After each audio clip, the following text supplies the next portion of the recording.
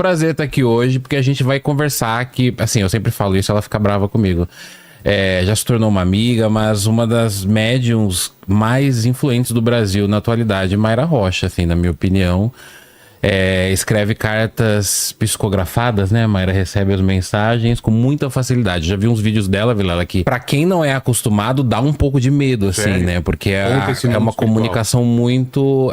né? Com essa questão dela ouvir os espíritos, ela vai contar mais. Mayra, seja bem-vinda. Tua câmera é essa daqui, se apresenta pro povo e eu quero meu presente porque é a primeira vez que você vem aqui. Ah, tá bom. Olha, gente, meu nome é Mayra Rocha. Eu sou uma médium e eu sou uma trabalhadora na área espírita. Um espírito buscando a evolução, buscando me melhorar os que estão ao meu redor. E é isso.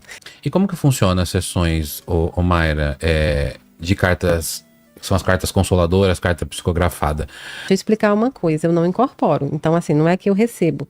Tem duas cadeiras, uma cadeira que senta a médium e outra cadeira que senta o espírito que vai escrever a carta.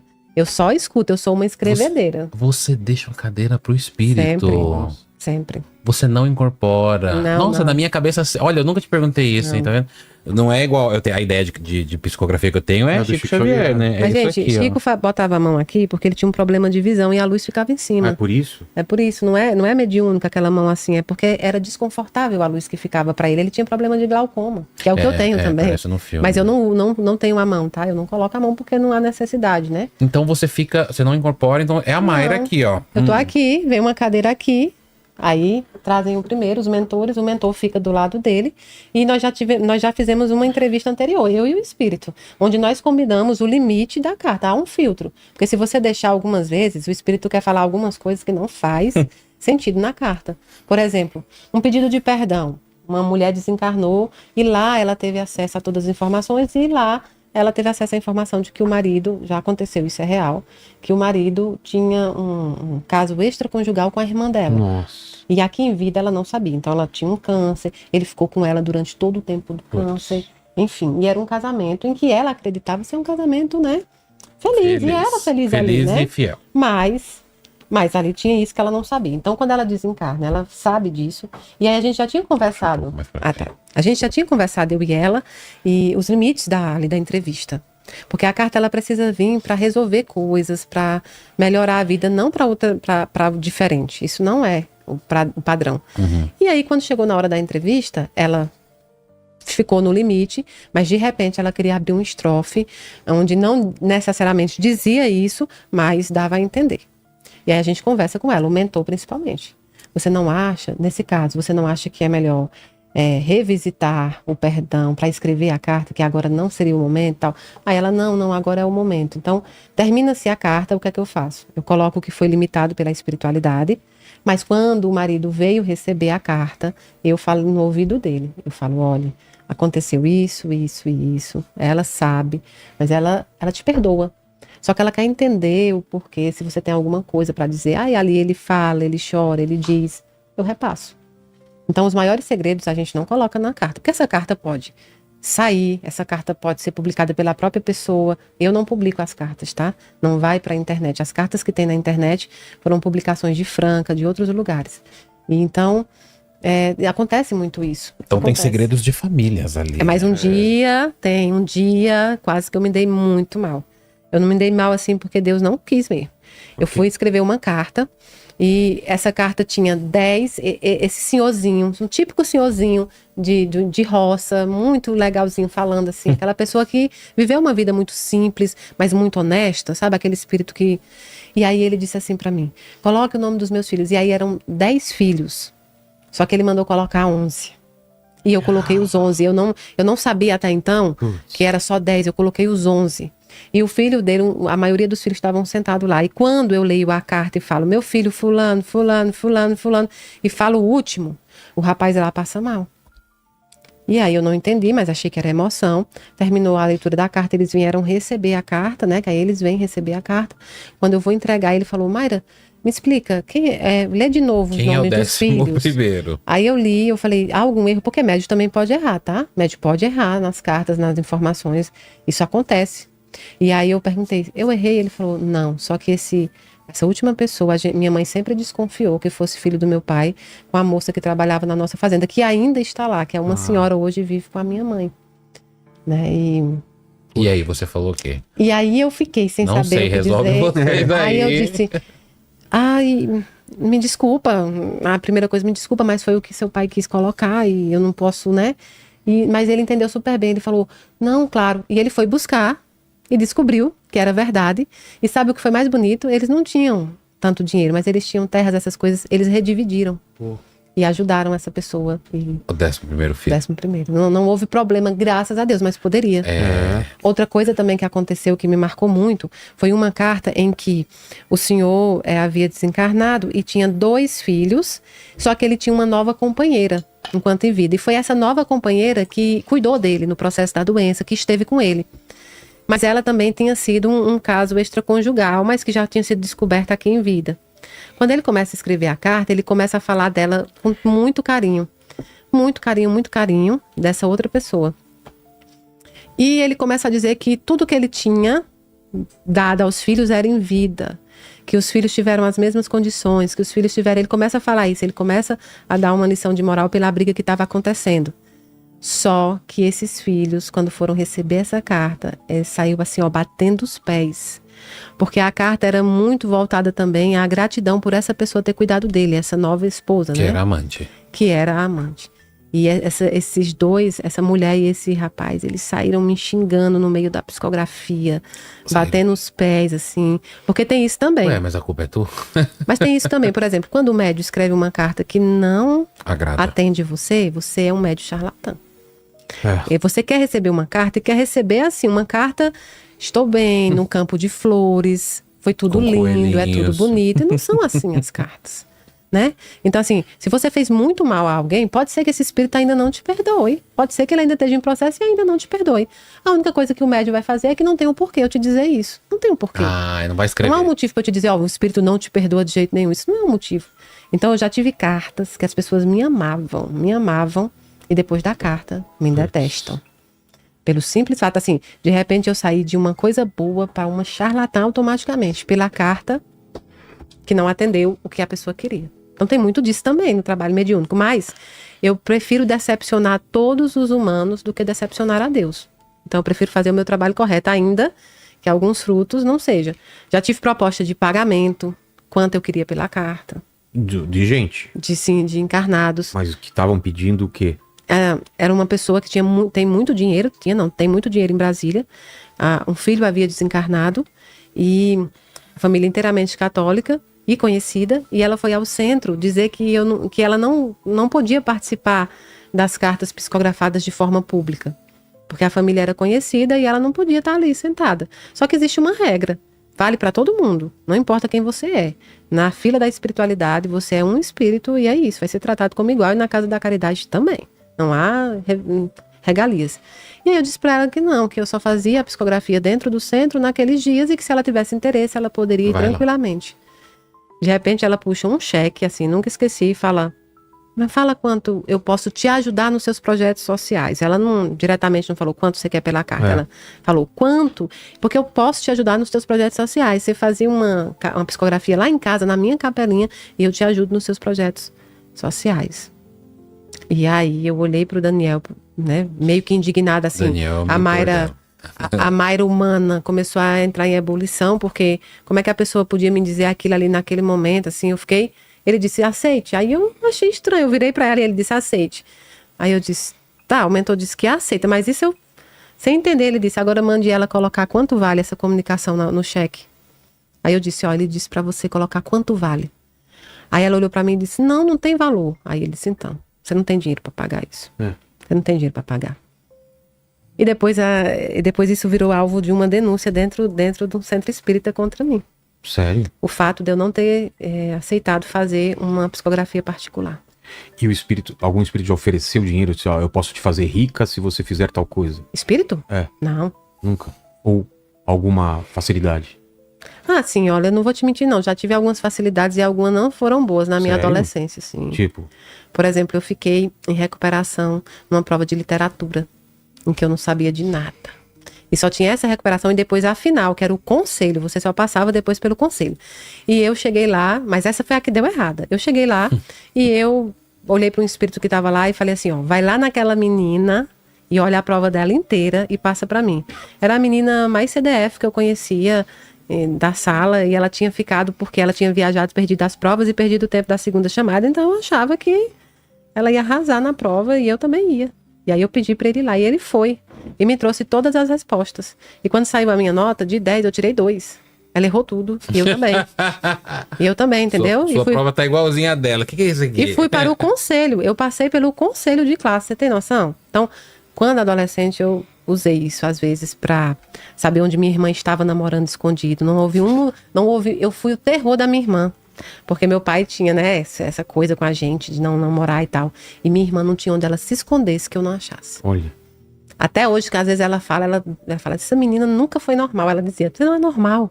Então, assim, dessas coisas. De descobrir, por exemplo, assim, minha mãe é professora de matemática. E naquela época da minha mãe, ela reprovava 20% da sala todo ano. Podia reprovar naquela época. Minha mãe era o terror. Verdade. Minha mãe, quando as mães iam lá falar com ela, minha filha tá reprovando, ela dizia, leve a prova para casa e manda ela fazer em casa. Se ela conseguir fazer a prova, eu passo ela de ano. Leve para sua casa, faça junto com ela. Sua filha passou o ano inteiro sem estudar. E aí ela falava, ela era daquelas professoras mesmo. E aí um belo dia, ficou todo mundo em recuperação. Na final, eu chego lá na sala para ficar com minha mãe. Sabe quando a professora leva a filha? E eu tô lá. E o povo tudo fazendo aqui.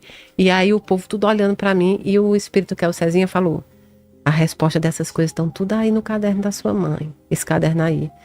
E o povo, ó, tudo sofrendo. Olha a cara deles. Aí eu peguei o caderno de manhã, virei pro quadro que era de giz e manhã ficou de frente para eles, vigiando a prova. E você começou a escrever? E aí ela achou que eu tava desenhando, que eu tava fazendo alguma coisa. Eu comecei a escrever todas as respostas. Era uma prova de probabilidade, nunca esqueci. Nossa. E aí fiz todas as respostinhas conforme o caderno. Menino, quando manhã vira para trás, a resposta tudo lá, o povo já tinha entregado a prova, já tinha feito, resultado, todo mundo passou, porque ela não ia ter coragem de reprovar, sabendo que foi eu que fiz isso aí. Quem que falou pra você, né? O Cezinha. Cezinha é um espírito que eu tenho acesso a ele tem acesso a mim desde quando eu era criança. Ele se plasma como criança, mas não é. Ah, tem isso também? Se plasmar como criança? Porque os espíritos de criança, quando eles desencarnam em formação de criança, eles reencarnam mais rapidamente. Uhum. Então, há alguns espíritos que plasmam-se de criança. Esses que causam medo, sabe? Quando você vê um espírito de criança que as pessoas têm muito medo, inclusive aparece em filmes algumas vezes assim, são plasmados. O espírito sabe o que causa medo. Sabe como é que eles aparecem muito? É quando você tem medo. Na brecha do medo, eles querem mesmo te fazer medo e vão. Os espíritos que ainda estão em evolução, assim. Então, Esse Cezinha sabe a história dele? Cezinha sabe uma história muito confusa, porque Cezinha já é um espírito centenário, que não aceita a evolução. E permaneceu comigo porque eu acho que é muito melhor ele comigo, onde pedra, né, a água mole, pedra dura, tanto bate até que fura, ele vai aprendendo alguma coisinha comigo e eu com ele também, porque nenhum espírito é só bom, nenhum espírito é só mal, funciona assim como a gente também. E aí ele fica muito comigo, eu prefiro que ele fique comigo. Porque ele é muito terrível, assim, nessa situação. pra falar isso aí. Teve o carrinho dele. O quê? Tem um carrinho dos meus filhos, que o Cezinha gosta muito. Um carrinho normal. Brinquedo. E o meu filho quebrou esse carro, e foi muita luta, choro, não achava mais esse carro. E esse carro tinha pilha, tinha as coisas, mas foi quebrando tudo, e ficou essa lata velha. E quando eu conheci o Everton, que é o dirigente hoje da casa, que tá até aqui, o Everton foi lá em casa pra gente conversar sobre como seriam os trabalhos da casa. Aí ele tava na cozinha sentado e o carrinho vem andando.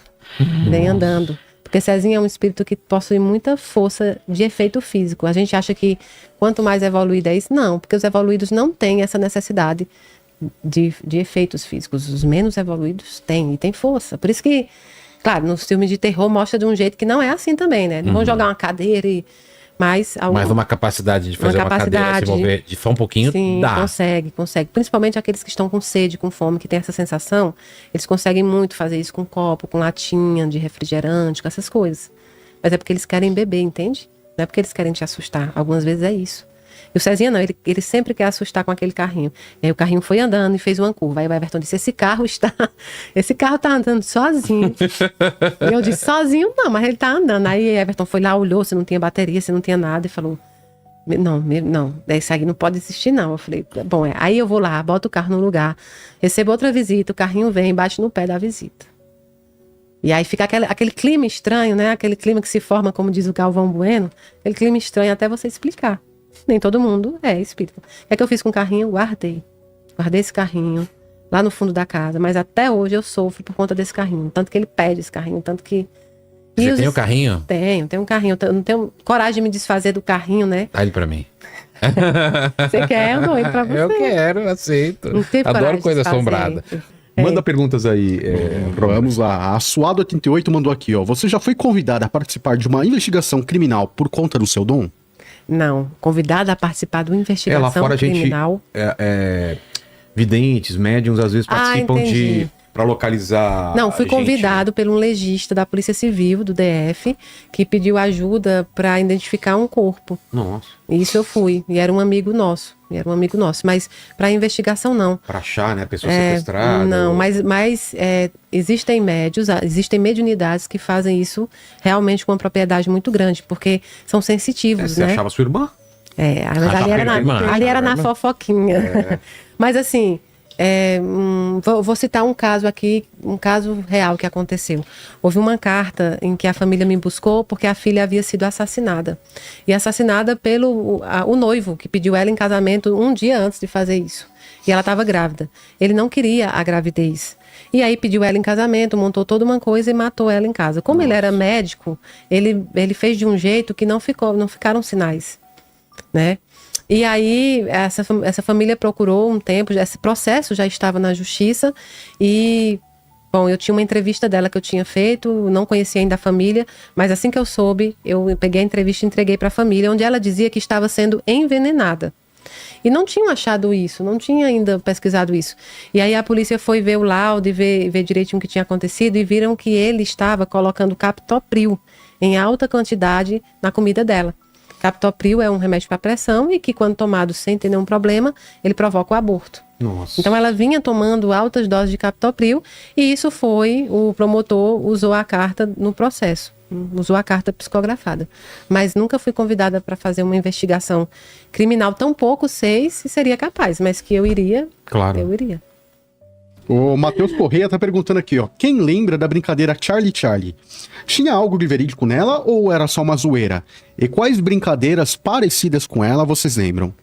Então, o Charlie, Mayra, ela é uma brincadeira feita muito recentemente, assim, 2022, não, acho que até antes ainda, 2018, que é uma brincadeira que você bota uma caneta em forma de cruz em cima da outra assim e faz equilibrar e fica perguntando, Charlie, né, que seria um espírito, um demônio que ia aparecer, você está aí? E aí a caneta, aí você colocava sim e não no papel e a caneta girava pro sim e não. Só que é mais uma brincadeira mais nova, tipo, é igual a brincadeira do copo, do próprio Ouija. O Ouija já não é uma brincadeira, o Ouija é um ritual.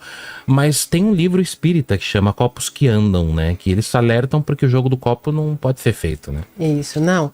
Eu até disse no LendaCast que eu já fiz a brincadeira do compasso. Na minha época era a brincadeira do compasso. Que então, Charlie é uma atualização do essa compasso. brincadeira, né? Então, já brinquei muito dessa brincadeira do compasso com as minhas amigas. E eu sempre digo, não façam. Eu errei muito. Eu fiz, porque você abre um portal, você chama um espírito que você não tem condição de encaminhar esse espírito. Uhum. Ali começa como uma brincadeira, mas de repente se torna uma obsessão. Então, não dá para fazer esse tipo de brincadeira, mas eu já fiz. A do compasso, então, já fiz muito, muito. Mas não dá. Existe um critério para fazer rituais que são baseados na seriedade e também na capacidade que se tem de se encaminhar esses espíritos, como é o caso da desobsessão. Agora, você faz uma brincadeira dessa dentro da sua casa, você não tem conhecimento, você não tem condições de encaminhar esse espírito depois, ele pode ficar na sua casa. E aí é onde começam as obsessões. Essas brincadeiras não são legais. Quando você fez do compasso, parece que veio um espírito, né? Veio dois espíritos. Quando eu fiz a do compasso. E um me deu muito trabalho. Porque ele começou... Porque os espíritos, quando o médium ele ainda é infantilizado, o que é que acontece? Eles querem falar com você. E se você não der atenção, alguns espíritos que estão em baixa evolução, tem deles que ficam o tempo inteiro. Mayra, vai falar comigo? Era. Quando eu era mais nova, ficava Mayra. E aí, às vezes, por que é que o médium, às vezes, ele é impaciente? Tem umas características no médium, um mau humor de repente, uma coisa, que a gente convive com uma banda de forró na cabeça. Nossa, toda hora. Entende? As pessoas falam, Mayra, você vai a shows? Eu já fui, mas fui muito pouco, porque eu não suporto. Além do barulho que eu tenho que suportar da minha cabeça, suportar outra situação. Dos espíritos no show? Sim, dos espíritos falando e aí o barulho do próprio show em si, entendi. né? Ou então um lugar com muita gente. Às vezes eu fico até sem saber como me locomover, porque é encarnado passando, desencarnado passando.